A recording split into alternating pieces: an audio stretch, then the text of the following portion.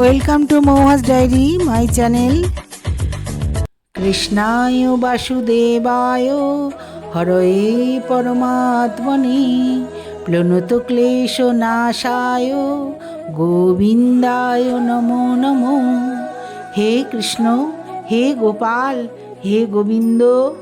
আজকে বন্ধুরা তোমাদের কাছে আমি বিজয়া একাদশীর কি মাহাত্ম্য সেটা নিয়েই এসেছি বন্ধুরা।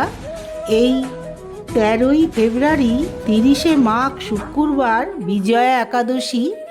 এই বিজয়া একাদশীর মাহাত্ম্য কি, কখন লাগছে সব আমি তোমাদের বলছি বন্ধুরা, তোমরা একটু শুনে নাও আমার কথা। আর এই বিজয়া একাদশীর কি ব্রত মাহাত্ম্য তোমাদের বলছি। ভালো লাগলে তোমরা আমার চ্যানেলটা একটু সাবস্ক্রাইব করো আর এই সনাতন ধর্মের শ্রীকৃষ্ণের নাম প্রচার করো বন্ধুরা। এই একাদশীর ব্রত মাহাত্ম্য শ্রবণে সর্বলাভ হয়, সর্বপাপ বিনাশ হয়। যে শোনে এই একাদশীর ব্রত মাহাত্ম্য খুব মহৎ, স্বয়ং বিষ্ণু নারায়ণের পুজো। 2026 সালে 13ই ফেব্রুয়ারি 30শে মাঘ শুক্রবার বিজয়া একাদশী। 29শে মাঘ দিবা 12টা হইতে 30শে মাঘ দিবা 1:57 পর্যন্ত থাকবে এই একাদশী। বন্ধুরা টাইমটা তোমাদের বলে দিলাম, 13ই ফেব্রুয়ারি 30শে মাঘ শুক্রবার বিজয়া একাদশী। স্কন্ধ পুরাণে এই একাদশীর মাহাত্ম্য এইভাবে বর্ণিত রয়েছে। মহারাজ যুধিষ্ঠির কৃষ্ণকে বললেন, হে বাসুদেব, ফাল্গুন মাসের কৃষ্ণপক্ষের একাদশীর মাহাত্ম্য অনুগ্রহ করে আমাকে বলুন। শ্রীকৃষ্ণ বললেন, হে যুধিষ্ঠির, এই একাদশী বিজয়া নামে পরিচিত। এই একাদশী সম্পর্কে একসময় দেবর্ষি নারদ স্বয়ম্ভু ব্রহ্মাকে জিজ্ঞাসা করেছিলেন। তিনি এই প্রসঙ্গে যা বলেছিলেন তা আমি এখন তোমাকে বলছি। এই পবিত্র পাপ বিনাশকারী ব্রত মানুষকে জয় দান করে বলেই বিজয়া নামে প্রসিদ্ধ। এই বিজয়া একাদশী স্বয়ং শ্রীরামচন্দ্র পালন করেছিলেন। পুরাকালে শ্রীরামচন্দ্র 14 বছরের জন্যে বনে গিয়েছিলেন। সীতা ও লক্ষ্মণের সঙ্গে তিনি পঞ্চবটী বনে বাস করতেন। সেই সময় লঙ্কার পতি রাবণ দেবী সীতাকে হরণ করে। সীতার অনুসন্ধানে রামচন্দ্র চতুর্দিকে ভ্রমণ করতে থাকেন। তখন মৃতপ্রায় জটায়ুর সাথে তার সাক্ষাৎ হয়। জটায়ু রাবণের সীতাহরণের সমস্ত বৃত্তান্ত শ্রীরামচন্দ্রকে জানিয়ে দিয়ে মৃত্যুবরণ করলেন। এরপর সীতা উদ্ধারের জন্যে বানররাজ সুগ্রীবের সাথে তিনি বন্ধুত্ব স্থাপন করেন। ভগবান শ্রীরামচন্দ্রের কৃপায় হনুমান লঙ্কায় গমন করেন। সেখানে অশোক বনে সীতাকে দর্শন করে হনুমান শ্রীরামচন্দ্রের প্রদত্ত আংটি অঙ্গুরি তাকে অর্পণ করেন। ফিরে এসে শ্রীরামচন্দ্রের কাছে লঙ্কার সমস্ত ঘটনার কথা ব্যক্ত করেন।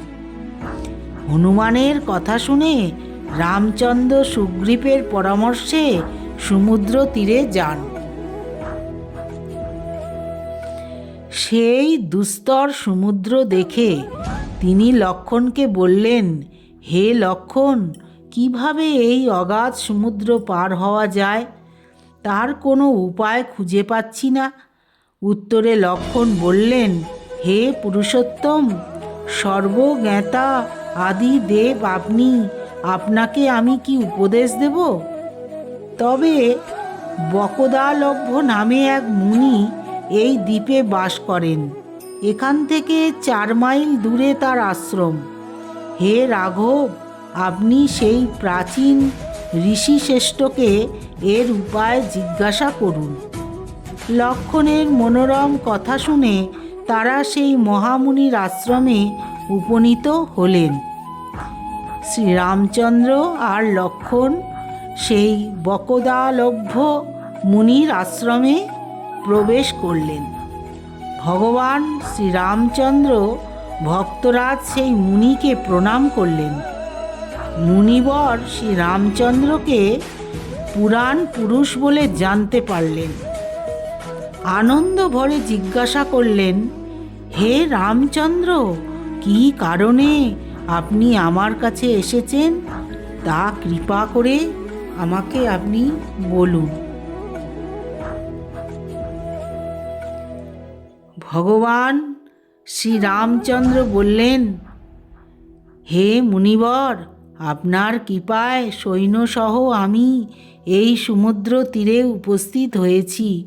রাক্ষসরাজের লঙ্কা বিজয় করাই আমাদের প্রধান উদ্দেশ্য।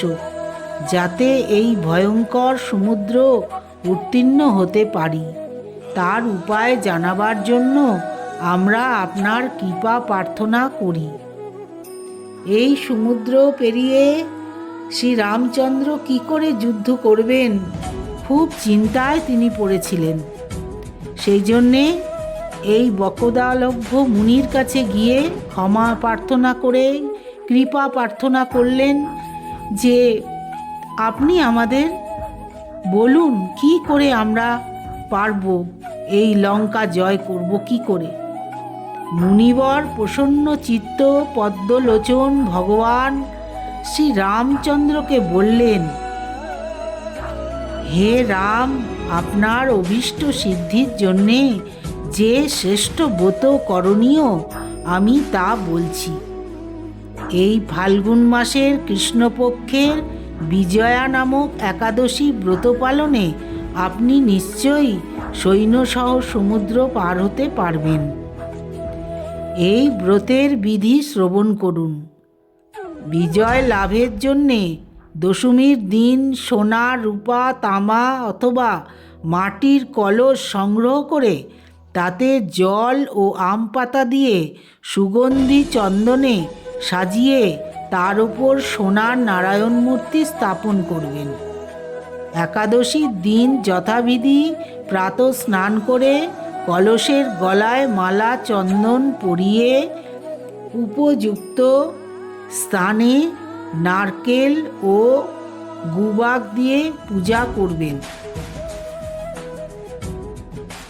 এরপর গন্ধ, পুষ্প, তুলসী, ধূপ, দীপ, নৈবেদ্য ইত্যাদি দিয়ে পরম ভক্তি সহকারে শ্রীনারায়ণের পুজো করে হরিকথা কীর্তনে সমস্ত দিন যাপন করবেন।